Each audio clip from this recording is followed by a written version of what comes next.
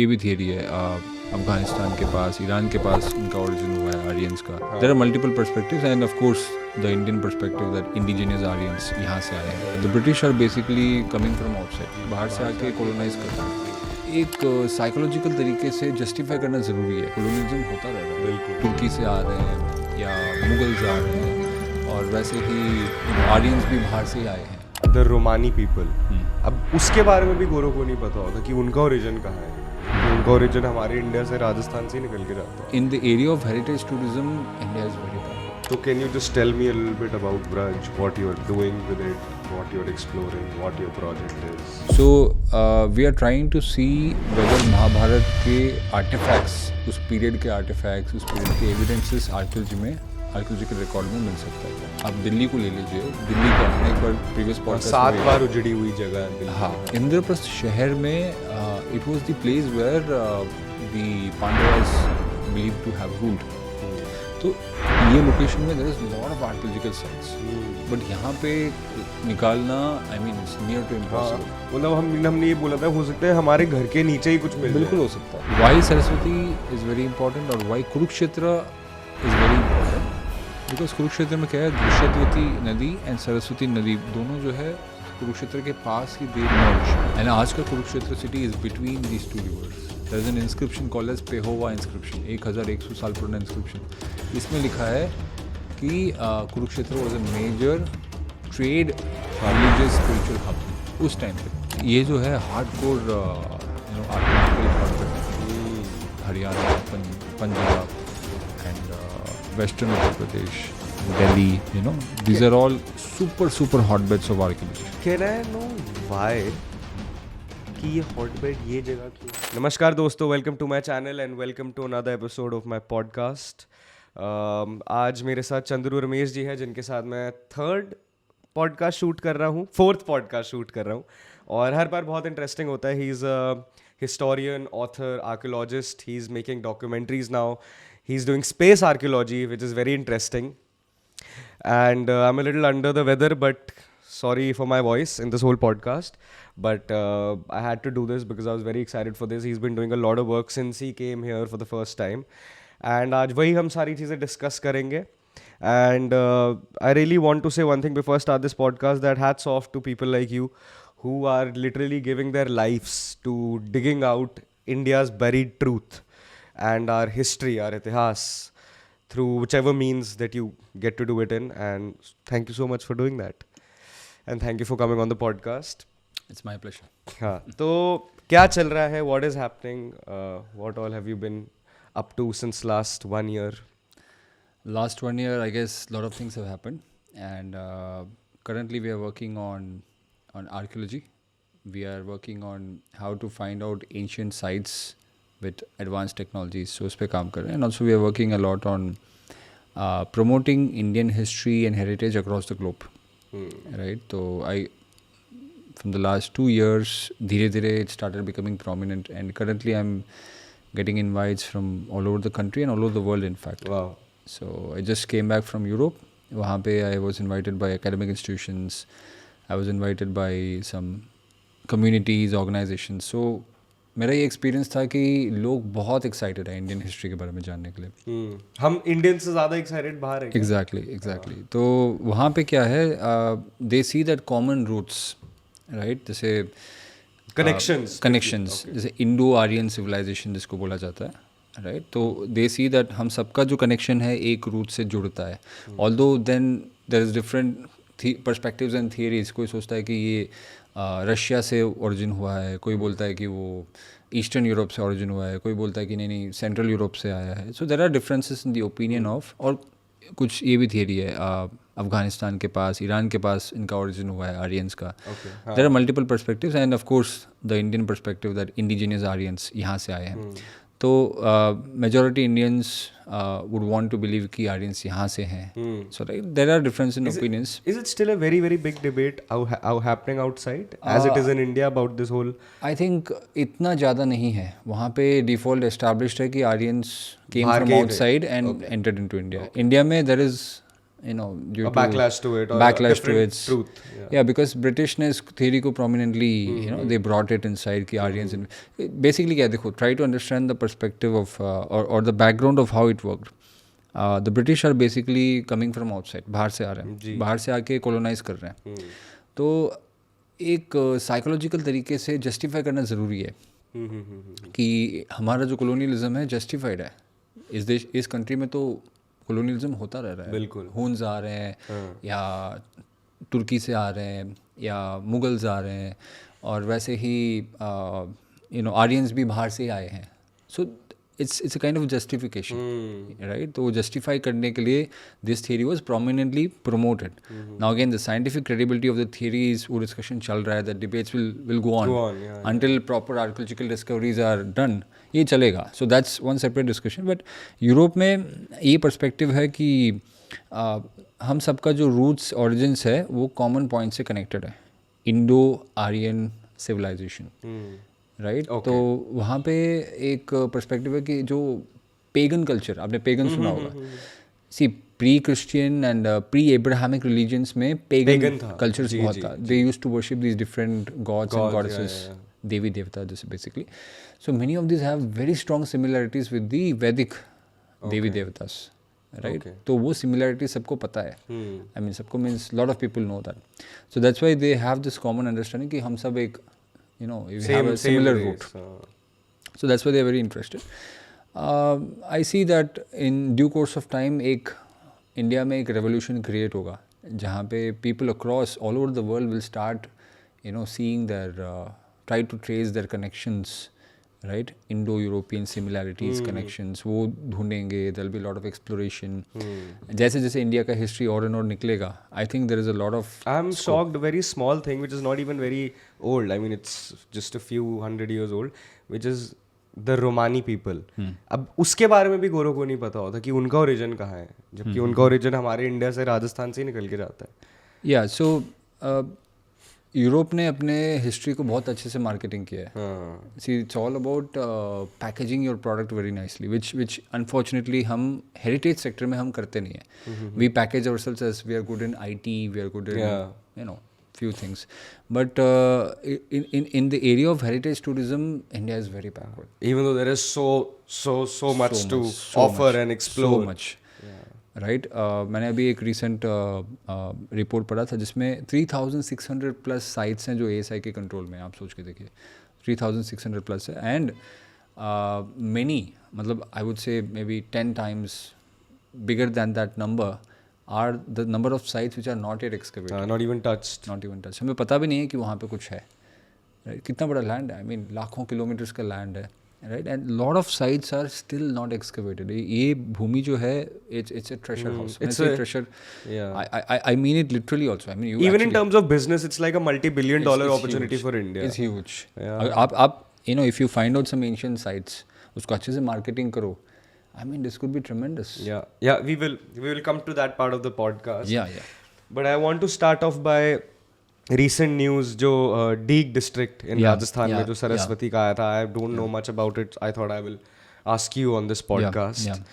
And coincidentally, you also wanted to talk about it, which I had written. So can you tell me what has been seen there? क्या वहाँ पे evidence मिला? क्या निकल के आया वहाँ से? See, Deeg जो है, it is technically speaking, it comes under the 84 कोस व्रज इलाका जो है. अच्छा, 84 कोस व्रज अगर आपको पता होगा, it is the pilgrimage area of Krishna centred जो टूरिज्म है, कृष्णा सेंटर्ड रिलीजियस जियोग्राफी जो है, उसमें 84 कोस Vraj is the prominent area. तो जो भी वृंदावन आता है, मथुरा आता है, या they are coming to Govardhan, तो उनके लिए they are well aware that there is something called as 84 कोस व्रज. अच्छा, ओके. 84 कोस व्रज क्या है? It starts in a way that you start one point and पूरे 84 कोस को कंप्लीट करके वो वापस आते हैं, राइट? तो ये जो दीग है, parts of Deeg is also coming under 84 cos Vraj, and Govardhan तो 84 कोस व्रज के अंदर ही है. ओके. सो व्रज 84 कोस व्रज का कॉन्सेप्ट ये है कि कृष्ण की जो अलग अलग लीलाएं हुई थी, भगवान कृष्ण की जो अलग अलग लीलाएं हुई थी, वो अलग अलग लोकेशंस में दे हैव लाइक प्रीवियस आचार्याज है, प्रीवियस हमारे जो सेंट्स हैं उन्होंने आइडेंटिफाई किया है, एंड हमारे शास्त्रों में भी लिखा है कि ऐसे ऐसे लोकेशन में, जैसे कोई जियोग्राफिकल लोकेशन दिया गया होगा, ये पहाड़ के पास, ये फॉरेस्ट के पास, तो उस लोकेशंस के बेसिस पे people have identified the leela स्थलीस ऑफ कृष्णा। ओके। तो 84 कोस व्रज का कॉन्सेप्ट ये है कि हम सारे लीला स्थलीस को एक्सपीरियंस करेंगे। जैसे कृष्णा ने मट्टी खाई एक जगह पे, दैट इज़ वन प्लेस। कहीं पे उनका गोकुल, जैसे वेर ही वॉज ग्रोन, जहाँ वो बड़े हुए। सो अलग अलग लोकेशंस हैं। So these are all come अंदर 84 कोस व्रज। ओके। एंड ये जो दीक का आर्कियोलॉजिकल फाइंड है, इंटरेस्टिंगली ऑल्सो कम्स अंदर 84 कोस Vraj. Okay. Right, because Govardhan Parvat जो है वहाँ से जस्ट आधे घंटे की दूरी में है। अच्छा। या और वहाँ मिला क्या? We have found evidences of minimum 3000 year old site, and उसका मैक्सिमम लेयर 5500 तक। साइट साइट का मतलब ये है, इसी कई बार हम जब सरफेस देखते हैं, जब for example you are walking on some place, हमें पता भी नहीं है कि उसके नीचे क्या है। अभी आप दिल्ली को ले लीजिए, दिल्ली का हमने एक बार प्रीवियस पॉडकास्ट 7 बार उजड़ी हुई जगह दिल्ली। हाँ, हमने प्रीवियस बार भी डिस्कस किया था। जी।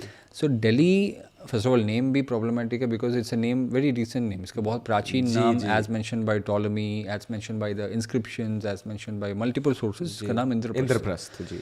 राइट, इंद्रप्रस्थ शहर में it was the place where the Pandavas believe to have ruled. तो ये लोकेशन में there is lot of archaeological sites, but यहाँ पे निकालना, I mean it's near to impossible. मतलब हमने ये बोला था, हो सकता है हमारे घर के नीचे ही कुछ मिल बिल्कुल हो सकता है, बिल्कुल हो सकता है। अगर आप दीक का आर्कियोलॉजिकल फाइंड को, आर्कियोलॉजिकल साइट को ध्यान से देखेंगे, 10 फुट, 20 फुट, 30 फुट तक शायद आपको you might not find anything. और अभी भी हम फाउंडेशन के लिए कितना डीप जाते हैं। हाँ, एक्सकवेट जो करते हैं, बेसमेंट वगैरह। नहीं, मैं ये बोल रहा हूँ कि जब घर बनाते हैं, हाँ वही कह रहा हूँ, बेसमेंट की भी तो मिट्टी निकालते हैं, खोदते हैं ना, एक्सकवेट करते हैं घर बनाते टाइम, कितना ही डीप चले जाते हैं। या you might not go so deeper, and the deeper you go, the deeper the archaeological layer could be. And जितना वो डीपर है, उसका हिस्ट्री भी उतना प्राचीन है। जी हाँ, बिल्कुल, वो उतना ही पुराना है, उतना ही पुराना है। सो पॉइंट इज, जब हम घर कंस्ट्रक्ट करते हैं, हमें जनरली क्या है, लोगों को फ़र्क नहीं पड़ता है। Even see from an economic point of view, if you find something very valuable, your whole land property value might increase. But difficulty ये है कि लोग अपने properties को खोना नहीं चाहते। The moment एक archaeological site वहाँ पे मिल जाएगा तो 1958 का law लग जाएगा उसके ऊपर, which is I remember ASAMR approximately बता रहा हूँ। ये archaeological site preservation का act है। इसके हिसाब से अगर archaeological site मिल गया एक जगह पे, तो वो साइट डिमार्केट हो जाएगा एंड ASI के कंट्रोल में आ जाएगा, आर्कियोलॉजिकल सर्वे ऑफ इंडिया के कंट्रोल में आ जाएगा, which is under the Ministry of Culture, government के कंट्रोल में आ जाएगा। So people are naturally very afraid कि हम इसको मिले तो भाई चुपचाप दफना दो उसको, फिर जैसा है वैसा घर बना दो, जो करना है कर दो, but don't allow this to come to the news. And एक प्रॉब्लमेटिक इसमें ये भी है, नॉट जस्ट द साइट, उस लॉ में ये भी लिखा है कि 100 metre surrounding that archaeological site is prohibited zone. Is prohibited, मतलब आप कुछ नहीं कर सकते हो वहाँ पे।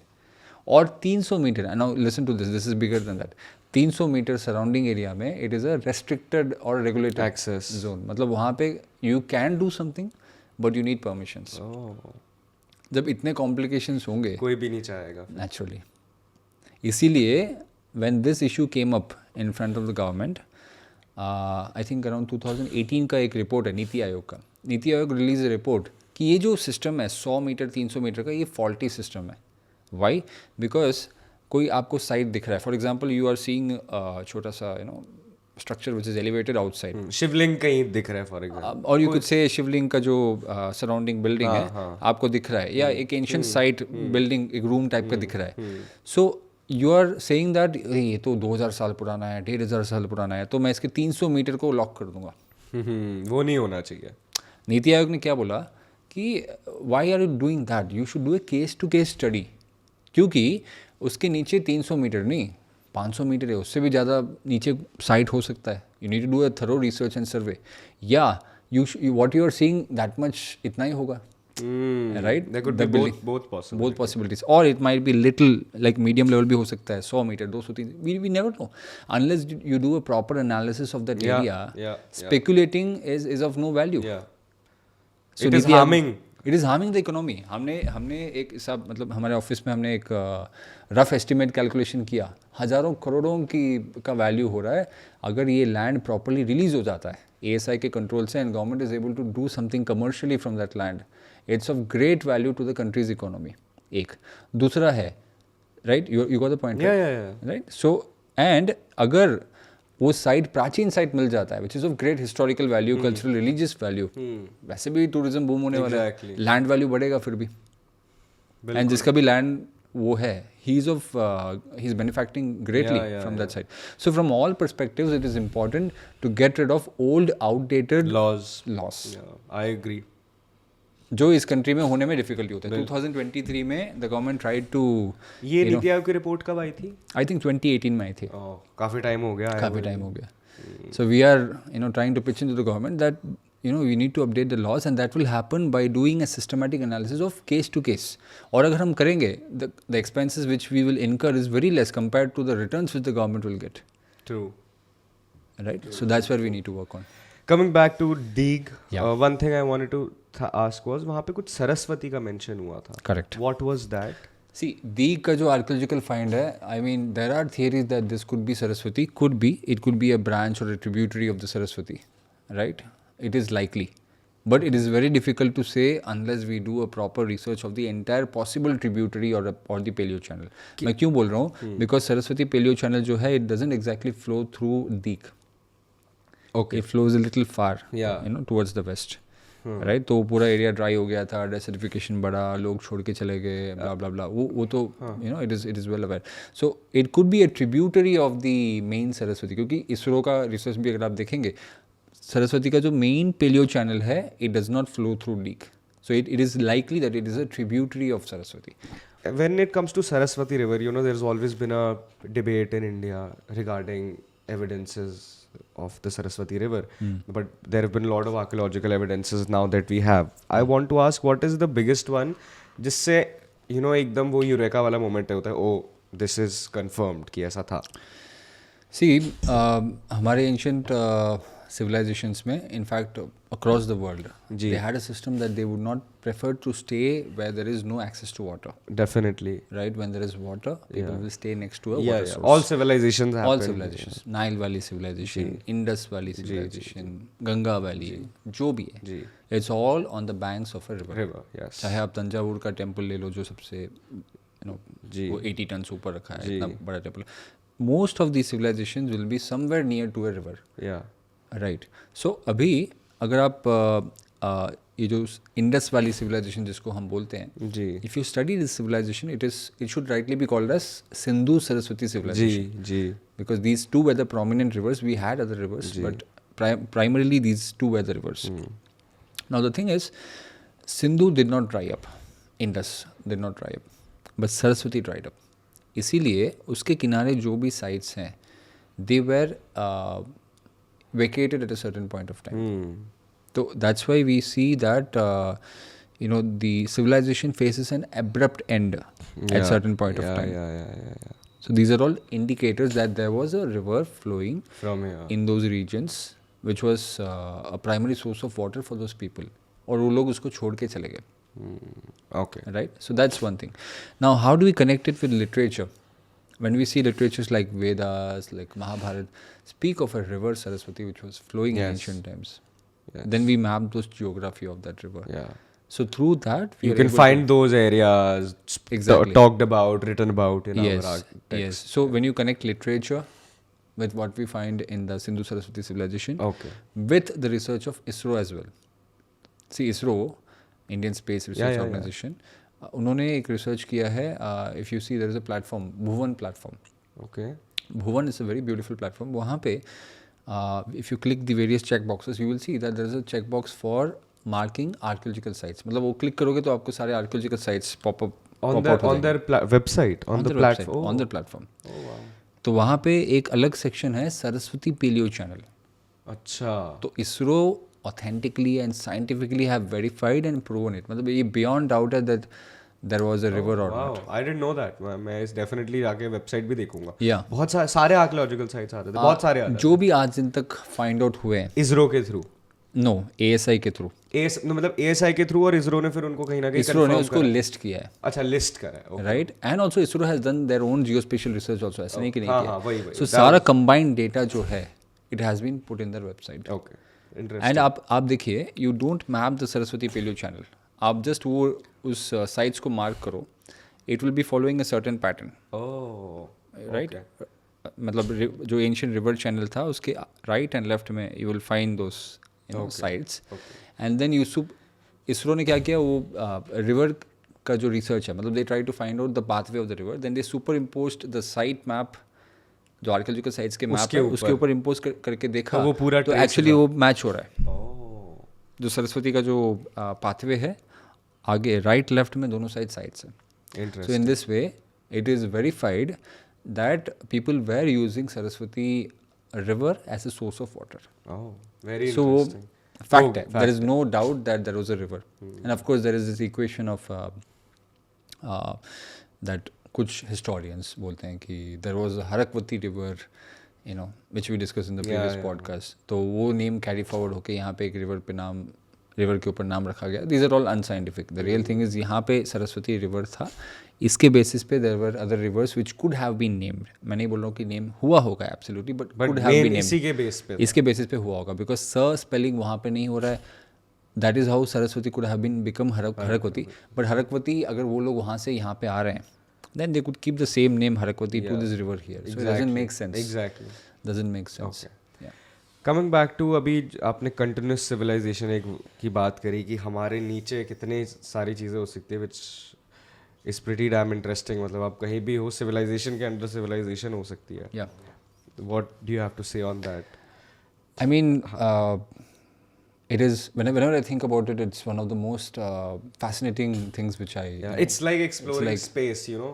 You could say. Yeah. You could so say. much underneath. So much underneath. मैं भी I was in Europe. Europe में in Italy was primarily under the control of the Romans. Yes. 2000 साल पहले, 2300-400 years. तो Roman civilization में क्या है कि they had their own you know civilizational remains. मतलब अभी भी उनका civilizational remains visible है, बट कहाँ पे विजिबल है पता है आपको? आपको नीचे जाना पड़ेगा। आज का जो ग्राउंड लेयर है उसके 15-20 फुट या 25 फुट नीचे जाके उस टाइम के लेयर को देखना पड़ेगा। अच्छा। So what they have done in many buildings in a city called Verona, which is I've been to Verona. Yeah, we go there for marble purchasing. Oh, marble great. fair, yeah. Great. तो Verona में अगर आप देखेंगे there are many buildings which has एक circular shaped you know they have like, आपने They देखा? do. देखा? And also, a lot of those buildings, in those archaeological sites, they've opened wineries. You know what?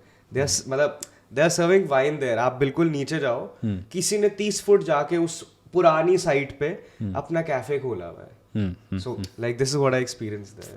Yeah.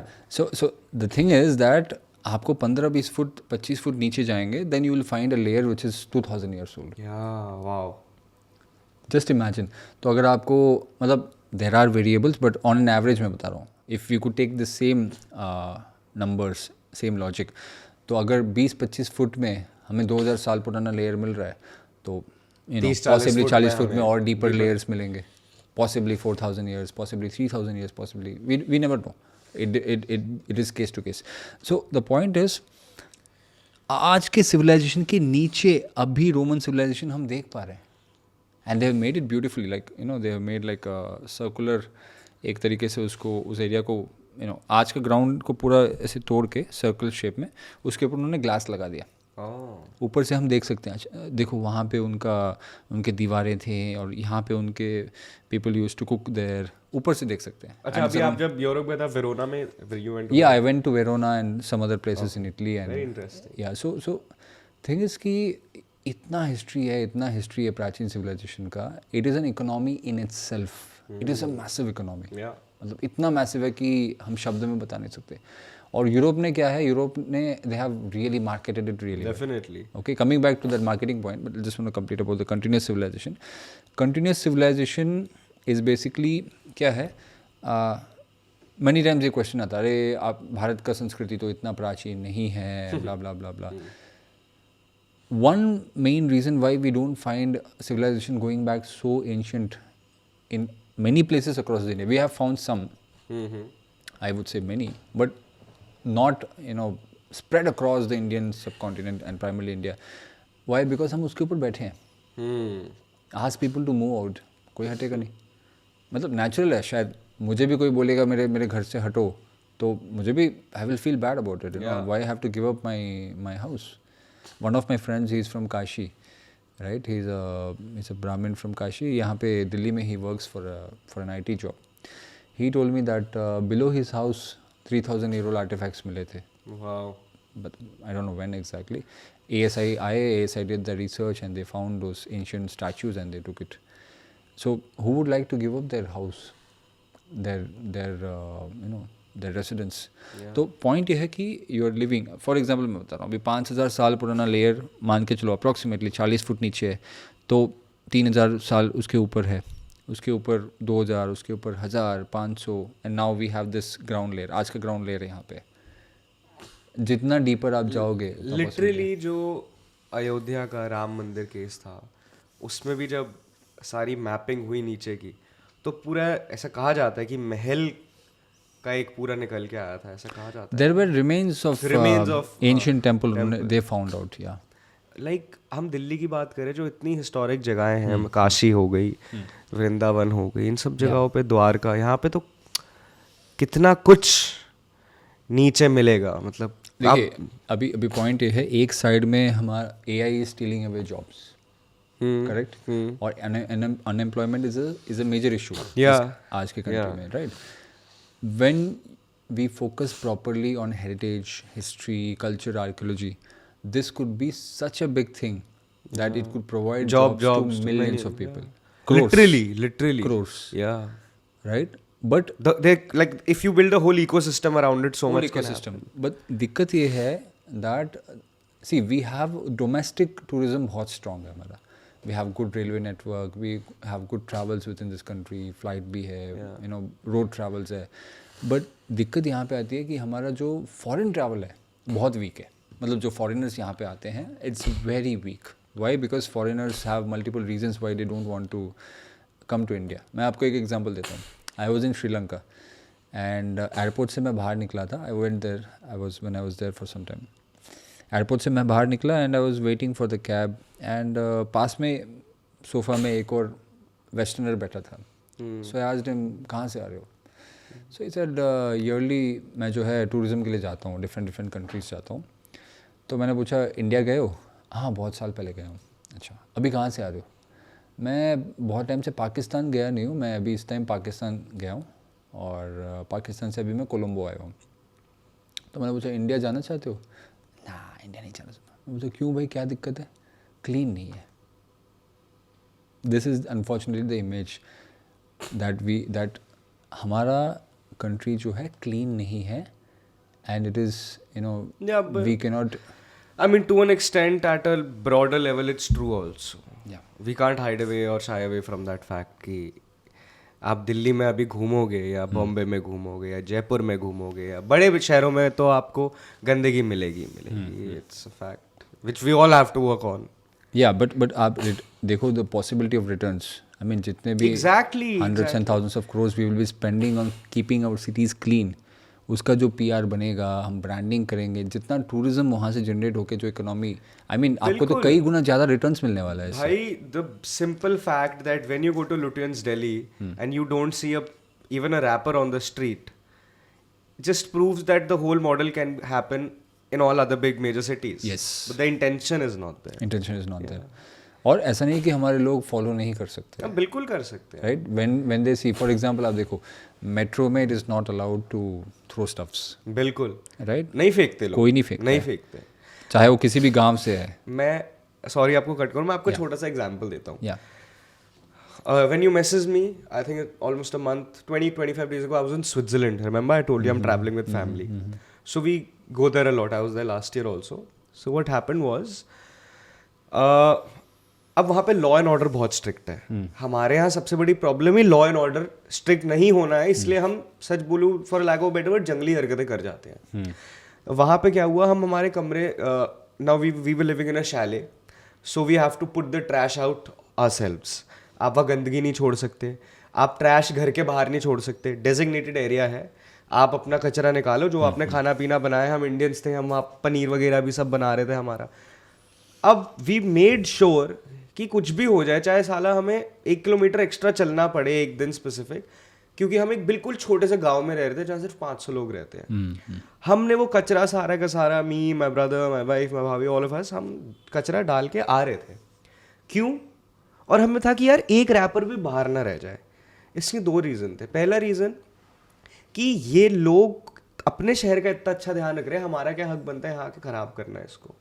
और दूसरा हमें लग रहा था लॉ एंड ऑर्डर का डर, कि कल को कुछ भी हो गया तो हमारे ऊपर एक लॉ एंड ऑर्डर इशू भी तो आ जाएगा ना, कि इन्होंने आके ये करा, इनके ऊपर फाइन लगाओ। अब 200 फ्रैंक का फाइन लगा दिया, 20,000 रुपये होगा अगर हुआ तो डर लगेगा ना। ऐसा तो है नहीं मैं 500 रुपये दे के निकल सकता हूँ। तो whenever I travel abroad, my mind also opens up to this, that Indians actually can be very civilized and to a level are. The problem is law and order. सारी प्रॉब्लम ही लॉ एंड ऑर्डर की आ जाती है, कि हमारे यहाँ पे क्योंकि वो स्ट्रिक्ट नहीं है, इसलिए हम पतली गली से निकल लेते हैं। We find the easier way out. तो ठीक है, that's another topic, but this is very important for our country. नहीं, लीव असाइड स्विट्जरलैंड, इवन हमारे कंट्री में when you go to metro stations, I just want to complete that point. Sorry, right, whether he is from a village who doesn't know any rules and regulations of a city, या कोई 2-tier 3-tier city से भी है, when he comes to a metro he sees that this is how it is, वो समझ जाता है, बिल्कुल वो फॉलो करता है, हर कोई फॉलो करता है, क्योंकि वहाँ लॉ का आ जाता है। हाँ, रूल्स एंड रेगुलेशंस आ जाते हैं। yes, so when we impose that, you know, forcefully, willfully, तो चीज़ें हो सकती हैं। और हमारा कंट्री, मैं आपको बताना चाहूँगा कि the potential for tourism, I mean, leave aside Taj Mahal तो सबको पता है, but leave aside that Taj Mahal and you see so many ancient temples. Ayodhya तो, you know, it is booming, no doubt, but international tourism ज़्यादा नहीं है।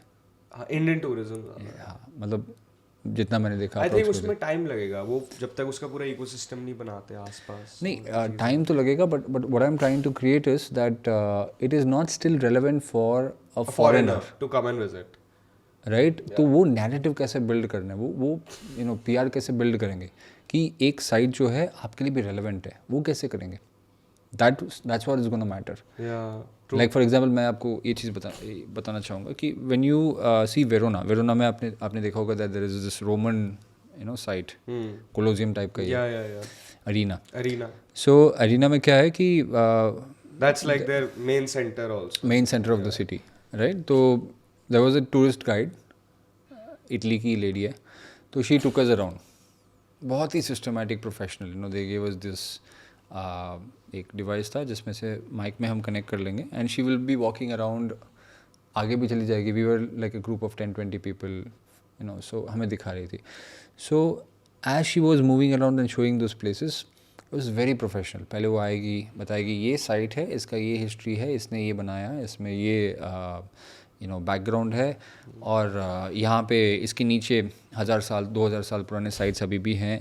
She will very systematically explain, she will go to the next place, right. Then करते करते last she went to the place where Julius and sorry क्या नाम है उसका, Romeo and Juliet का जो घर है, अप्रॉक्सीमेट, मतलब it is believe that they existed. खुद ही बोल रही थी मे बी एक्सिस्टिंग है, मे बी नॉट एक्सिस्टिंग है, मुझे पता नहीं, बट ये माना जाता है। तो from there she went and she took us to the arena दिखाई, तो बता रही थी ग्लैडिएटर्स ऐसे लड़ते थे, खून ऐसे निकलता था, और खून जब निकल रहा है people use to throw mud and cover it around. पूरा हिस्ट्री इतना इमोशनली समझा रही है, इतना, यू नो।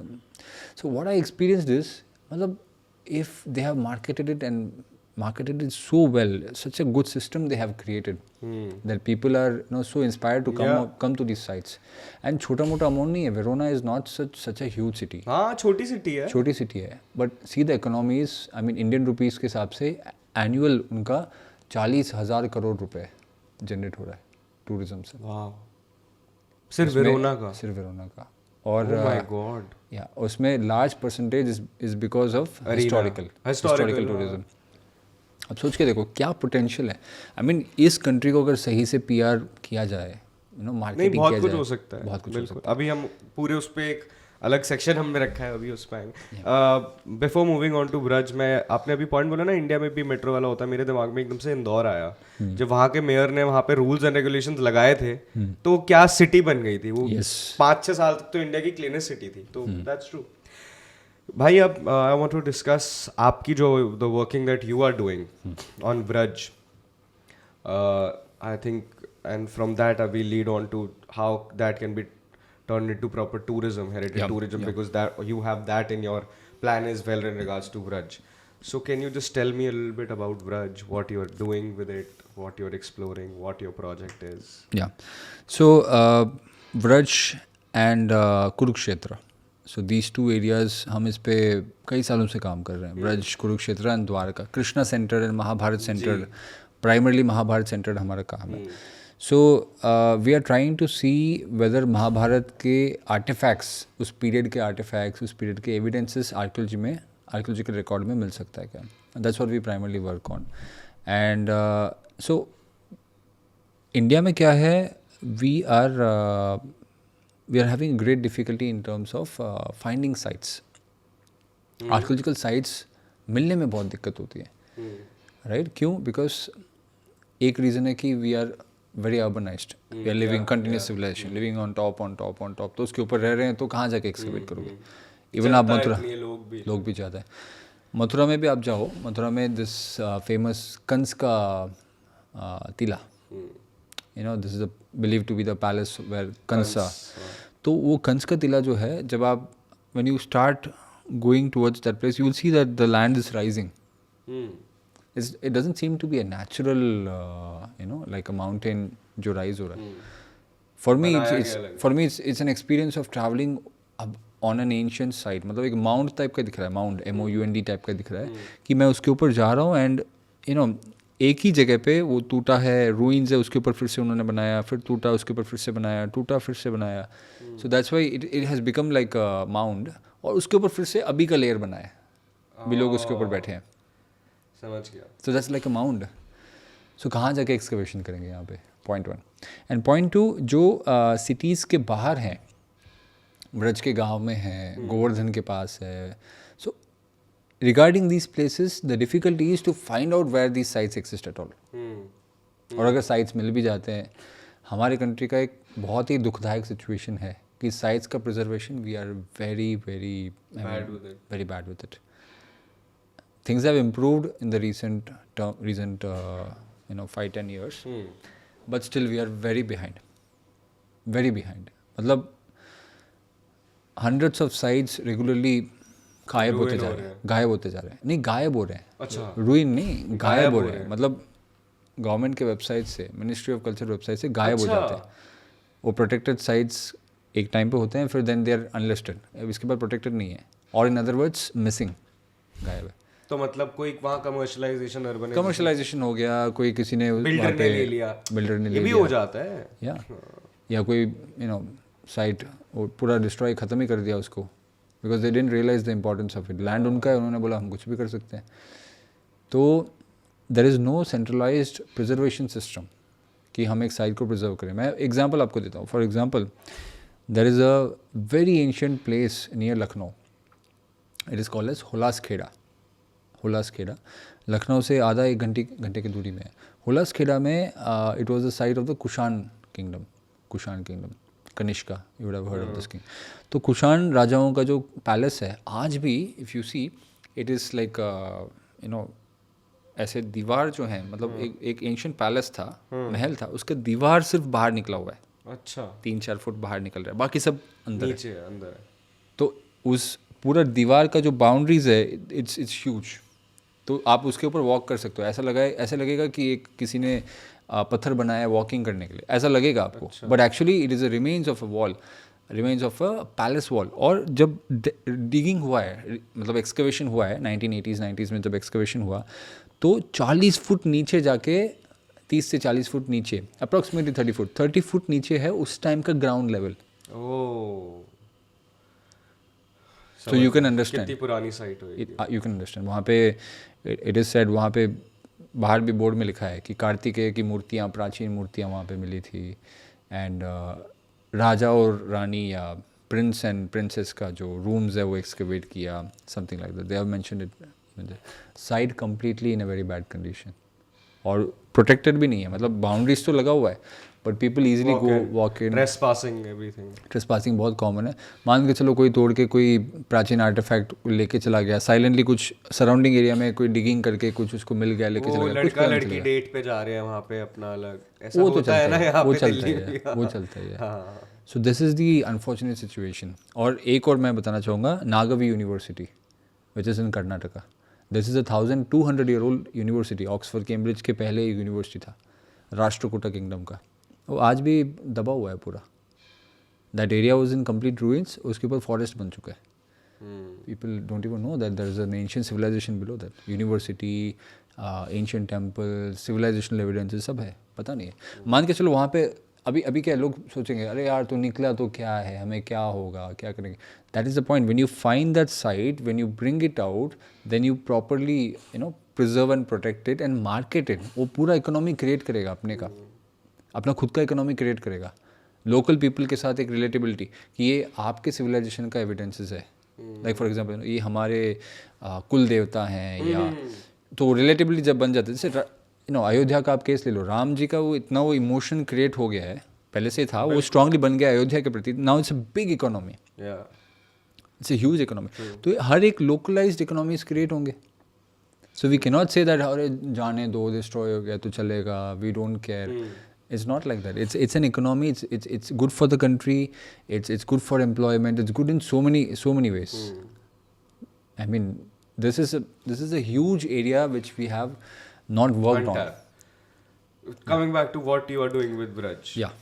तो वहाँ पे आप basically see what we do is we have literary references from ancient literatures going back to the period of 500 years, going back to period of much ancient like 1000 years. या अलग अलग inscriptions को हम study करते हैं. Study करके we have tried to mark, वो काम चल रहा है, certain areas of importance which is believe to be कि यहाँ पे the Yadavas used to live, यहाँ पे द गोपाज एंड गोपीज जो ग्वाला थे वहाँ पे उनका सिविलाइजेशन एविडेंसेस यहाँ पे है, या देयर इज़ एविडेंसेस यहाँ पे पर्टिकुलर कृष्ण की ये लीलाएँ यहाँ पे हुई हैं which is believe to be so. तो ये साइट यहाँ पे. So we have tried to collect all that sources and we are working on that so that एक सिविलाइजेशनल मेमोरी बने. और ये मेमोरी के साथ अगर प्रॉपर वहाँ पे मैपिंग हो जाए, आर्कियोलॉजिकल साइट अगर वहाँ पे मिल जाए, तो वो जो लिटरेचर है वो हिस्ट्री, ग्राउंड हिस्ट्री के साथ कनेक्ट हो जाएगा. समझ गया. And this you are doing through space archaeology और नो? ये बात नहीं कर सकते. ये I mean not too much about it. ठीक है, okay. If that is found, जो आप कह रहे हो, if we dig, then would you also want to dig up that place? You mean to say कि हम करना चाहेंगे? Yeah, we have a team, we have people. Because when you say creating tourism around it, yeah, you can't call people and tell them कि इसके नीचे ये सब है और ये इसके texts है. Exactly. जब तक उनको ये ले वो visual नहीं होगा, आप उसके अराउंड टूरिज्म नहीं बना सकते. So that's where this point comes कि जगह को सही से आइडेंटिफाई करना. And it happens in two ways. One is literature, one is archaeology. So literature and archaeology को corroborate करना, connect करना. See the difficulty which we face in the field of history or archaeology is that लोग एक field में expert होते हैं. Archaeology का king होता है एक पर्सन, और उसको सब पता है, सारे टेक्निक्स पता है, एक्सकवेशन कैसे करते हैं सब पता है. But when it comes to literary sources या इंस्क्रिप्शंस या कॉइन्स को स्टडी करना, उसके साथ इसको जोड़ना, they are not that good in it. या जो हिस्ट्री का बंदा है वो टेक्सचुअल बंदा है, लिटरेचर पे ज़्यादा बैठा रहता है, उसको आर्कियोलॉजी का क्रिटिकलिटी, इंपॉर्टेंस इतना समझ में नहीं आता है जितना आर्कियोलॉजी वाले को समझ में आया. बिल्कुल. So the difficulty in historical research in general, not just in India, anywhere, is that people do not work much on interdisciplinary connection. Okay. अलग अलग डिसिप्लिन्स के साथ जोड़ के एक इवेंट, एक पर्सनालिटी या एक कम्युनिटी के हिस्ट्री को समझना, वैलिडेट करना, कनेक्ट करना, people don't do that. And therefore हमेशा एक इनकम्प्लीट पर्सपेक्टिव रहता है. आपको पर्सपेक्टिव पूरा तब मिलेगा जब सारे अवेलेबल डेटा को आप कनेक्ट करके, कोरोबरेट करके स्टडी करोगे. True. That's where we are good at. क्योंकि हमारे टीम में we have experts on inscriptions, we have experts on numismatics, we have experts on geology, archaeology, and newer technologies like that. So you are saying for it to actually turn into tourism, yeah, it has to be dug up. It has to be dug up, yes, and it has to be, I mean, dug up का भी एक, I mean, you have opened a Pandora's box. Dug up is actually more dangerous. Is it? Yeah, unless you dug it up, you dig it, and then you properly, demarcate it, preserve, protect, and then you market it properly. It is going to do more harm. क्यों? Because आपने तो खुदाई कर दी, छोड़ दिया. You will not have people to take care of it. Then you need to have, again, that is the main point, right? To build that ecosystem around it then. Correct. That is where the government comes in. Correct. You know what I'm saying? Yeah. Either you privatize it, that you have someone like, say, Jio, Reliance taking care, so just for example, taking care of it, actually marketing it in a way like they are doing, for example, with, I don't know if you've been in Bombay, जो नीता अंबानी वो NMACC जो खुला है, जिस तरीके का वो culture हमें वहाँ दिखा रहे, it's phenomenal. Either you go that way or you go the government way. But आपने अगर उसको डिग कर लिया तो उसके अराउंड इकोसिस्टम तो फिर बनाना ही पड़ेगा ना. तभी मैं रैंडमली एक चीज सोच रहा था, जैसे फॉर एग्जांपल आपको 3 साइट्स मिली जो एक 100 किलोमीटर रेडियस के अंदर है, all 3 related to the Mahabharata, where you can actually go and see the places that have been dug up. Imagine running a train through those sites. Just a random thing that came to my mind. Already है Ramayan sites का. हाँ, but अगर जैसे for example एक Mahabharat express खुल जाए, palace of dreams खुली थी ना, सिर्फ गोरे ही आते थे उसमें, वो पूरे राजस्थान में गोरों को घुमाती थी एंड लाइक ह्यूज 10-15 हज़ार की टिकट होती थी, ट्रेन में घुमाते थे, अलग अलग साइट्स पे लेके जाते थे फोर्ट्स में और वापस छोड़ देते थे. I mean so much can happen when it comes to that. Potential तो मैसिव है, but the thing is that site preservation, site promotion, that's where we like. Actually क्या है, in my understanding, as long as it is completely with the government, we will not see this heritage sector booming. We need public-private partnerships. Okay.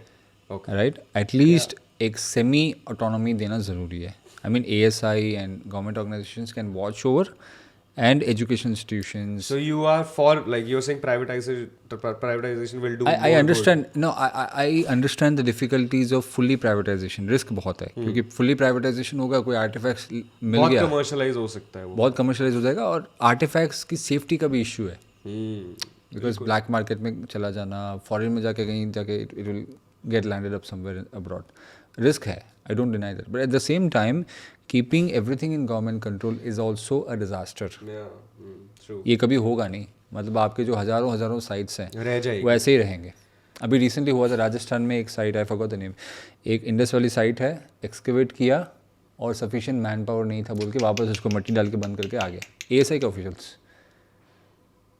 And unfortunately ASI में बहुत vacancy भी है. अच्छा, vacancy भी बहुत है, तो बेसिकली सीरियसली नहीं लिया जा रहा है इस चीज. Seriously that passion and commitment is not there for. बताओ आप एक बार टूरिज्म पे आते हैं अब हम.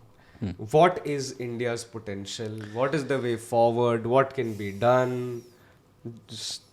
See, India's tourism potential, I envision that India has, if not the best, one of the best tourism potentials. Yeah.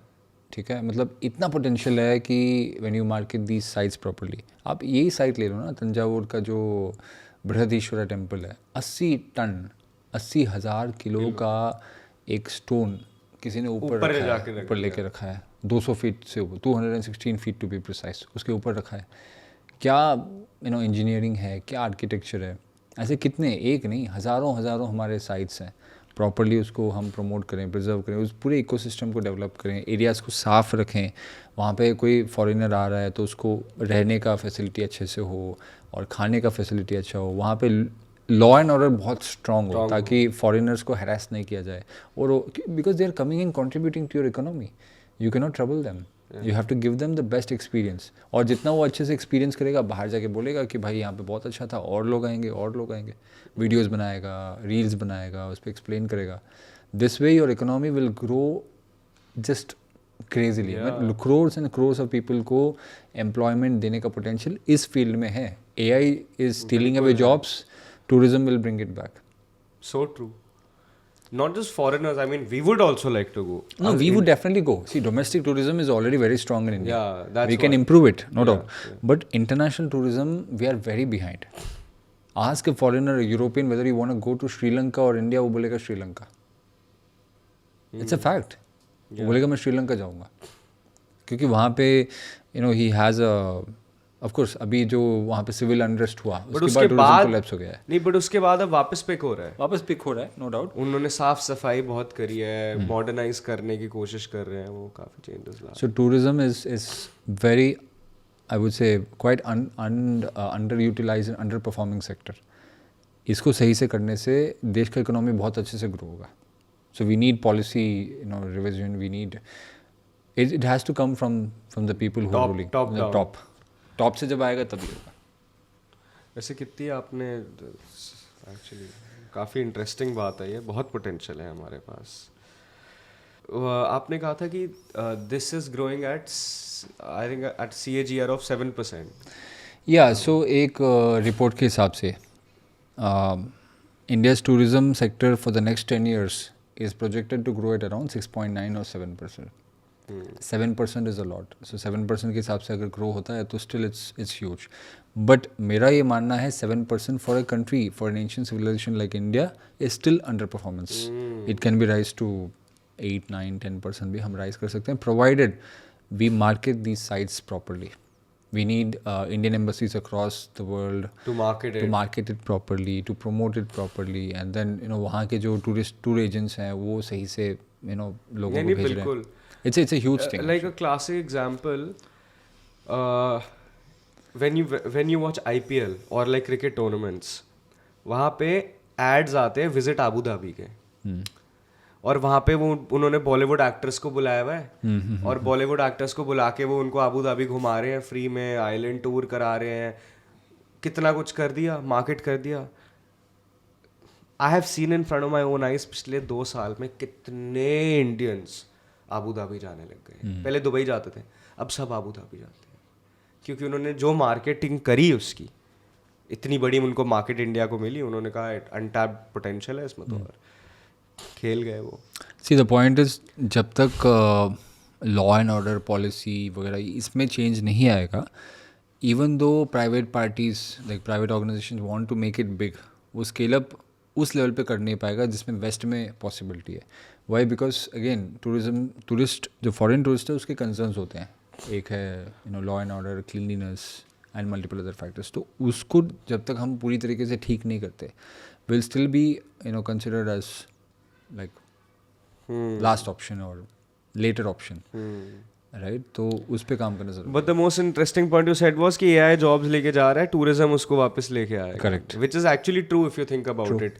आपने कितनी बोली? 36,000। अगर मैं कहता हूँ 30,000 भी साइट्स मान लेते हैं, जिसमें से मैं कहता हूँ अगर 1,000 भी अपने पोटेंशियल पे एक बार के लिए एक्सकेवेट होती है, निकलता है, उसके अराउंड इकोसिस्टम बनता है, एक साइट पे ही आप हज़ारों लोगों के लिए जॉब्स बना रहे हो, सिर्फ एक साइट पे। क्योंकि वो वहाँ हुआ, वहाँ पे आपने फॉर एग्जांपल म्यूज़ियम बनाया, वहाँ पे लोग काम करेंगे, उसके आसपास वेंडर्स आएंगे, ट्रैवल आएगा, कितनी सारी चीज़ें आएगी। 2 चीज़ें हैं मैं इस चीज़ में ऐड करना चाहता हूँ कि India is very different in terms of tourism compare to the west. West जो है उसको मार्केट करता है as an ancient history, the great history, Roman history for example. हम ऐसे नहीं करते हैं, हमारा मार्केटिंग का तरीका ही अलग है। For example if you see the Ayodhya Mandir, it is more of an emotion. Yeah, definitely. Right? Of course, it's history and antiquity सब है, but उसका जो emotion है of the Sanatani, ये हमारा मंदिर जो है हमें also because of the whole movement that happened. Whole movement. So many no, not just Ayodhya, not just Ayodhya. I'm giving the example. Overall. India में religious tourism is a big thing. Yeah. So जब archaeological sites excavate होंगी, वहाँ पे if you find an Indus Valley site, it might be of interest to a foreigner, but Indian उतना interested नहीं होगा। He will be more interested towards a temple. अगर उसी site पे अगर एक मंदिर मिल गया हजारों साल पुराना, हाँ, तो उसके लिए इकोनॉमी खराब हो जाएगा। पूरा बिल्कुल, ये पूरा सच इकोनॉमी बात खराब हो है, it's a जाएगा, fact. right? So you cannot avoid religious tourism और religious economy in this country. वो रहेगा चाहे कितना भी एथिज्म आ जाए या जितना भी एंटी हिंदू मूड हो जाए या एंटी बुद्धिस्ट मंदिर, ये भी विहारा भी निकलने के चांसेस बहुत हैं। तो एंटी रिलीजियस माइंडसेट चाहे जितना भी आ जाए, ये इकोनॉमी ख़त्म नहीं होने वाला है इस कंट्री से। It is there to stay.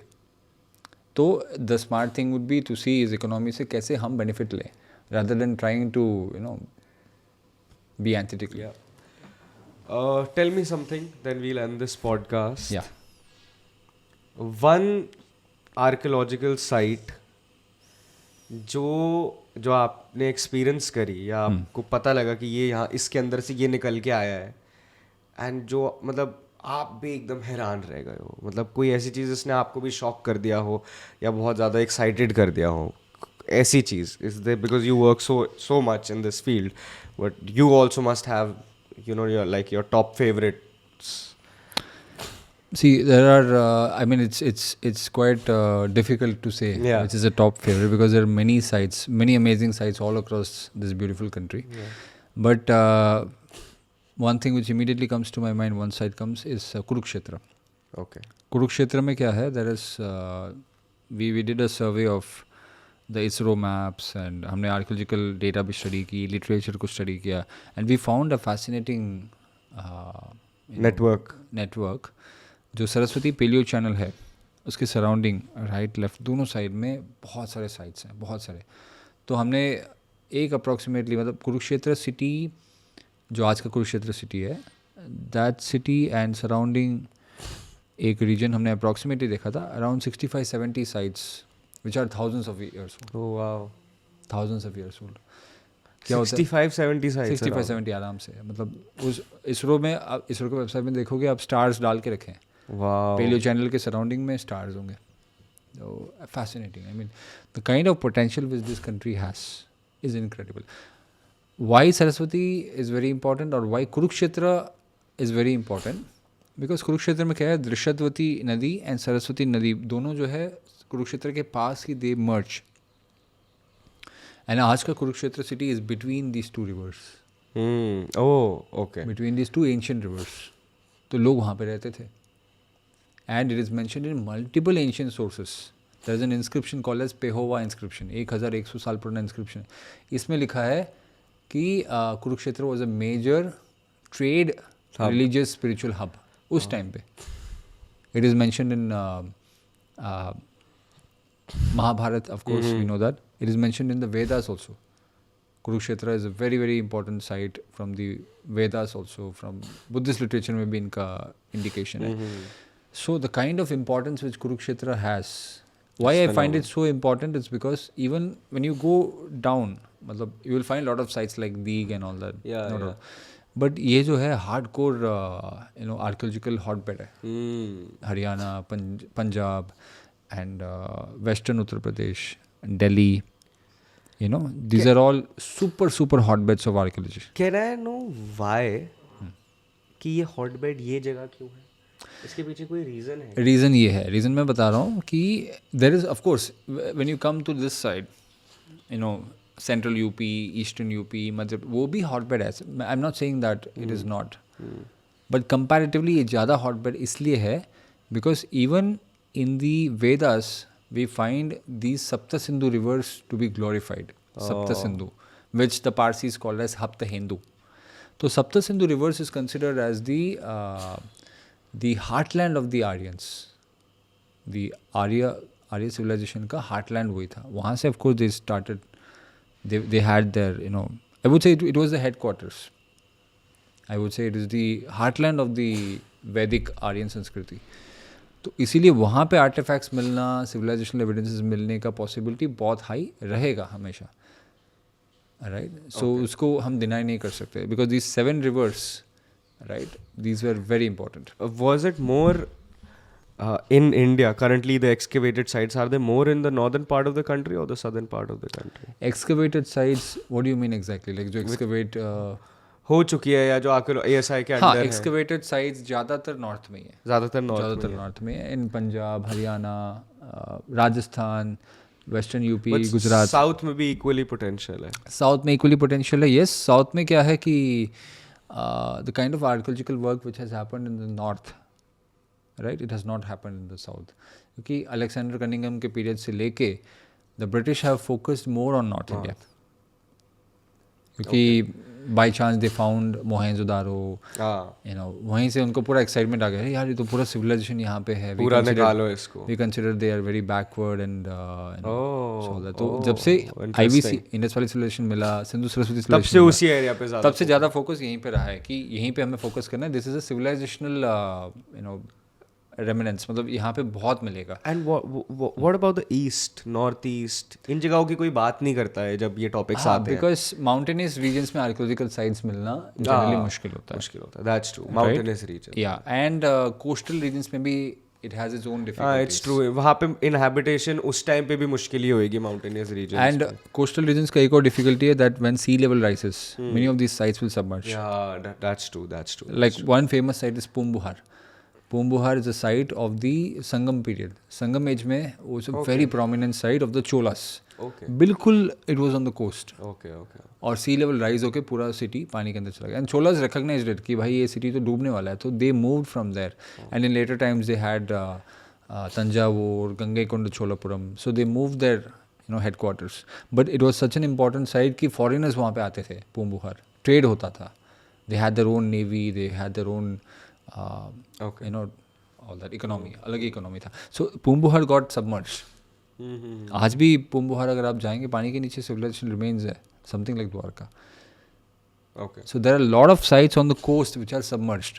मैंने तो 2 सिटीज़ के नाम बताए, ऐसे बहुत सारे पानी में भी बहुत कुछ है। पानी तो अभी एक्सप्लोर्ड ही नहीं है, बिल्कुल Untouched है, मतलब अनटच्ड है पानी तो इस टाइम मतलब पे। अगर इंडिया का जो पोटेंशियल हम बताएं, हेरिटेज, हिस्ट्री, कल्चर, इसका पोटेंशियल मतलब हमने सरफेस स्क्रैच भी नहीं किया है, इतना पोटेंशियल है। जब ये प्रॉपरली निकलेगा, जब प्रॉपरली इसके ऊपर हम रिसर्च करेंगे, स्टडीज़ करेंगे, यू नो जॉब्स मिलेगा लोगों को, इकोनॉमी क्रिएट होगा, राइट, और इस पे टेम्पल्स बनेंगे फॉर एग्जांपल, या बुद्धिस्ट विहारा बनेगा। आई mean it's economy in itself, it's huge, it's massive, it's just incredible.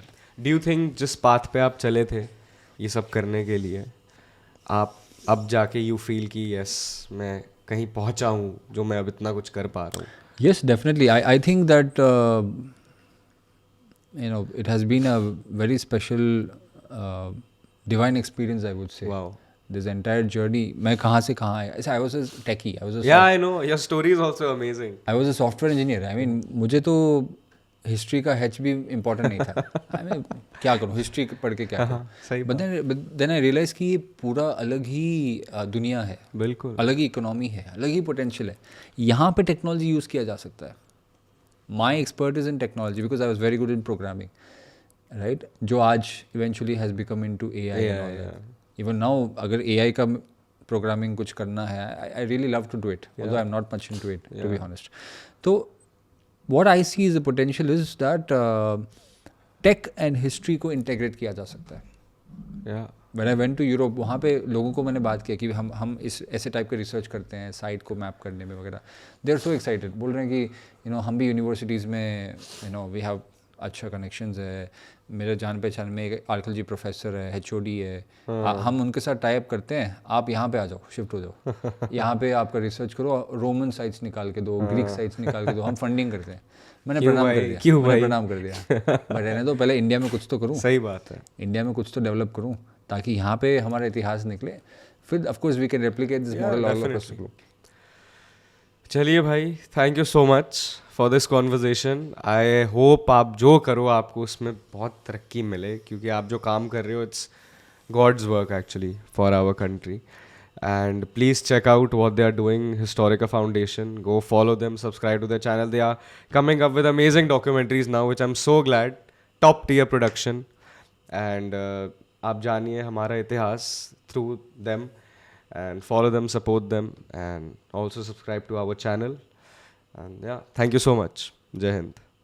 Thank you, bhai.